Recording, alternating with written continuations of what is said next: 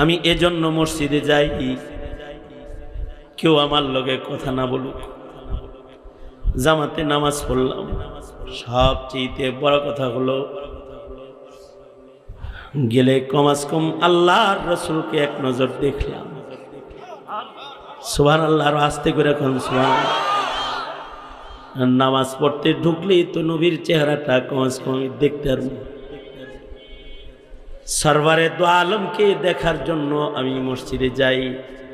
কিন্তু আশ্চর্য, মুসল্লিরা কেউ আমার সালামের জবাব দেয় না, কেউ আমাকে সালাম দেয় না। বাজার দিয়ে হাঁটি, কেউ আমার দিকে তাকায় না। বয়কট, আমার দিকে কেউ তাকায় না, আমাকে কেউ সালামও দেয় না, আমার সালাম কেউ নেয়ও না।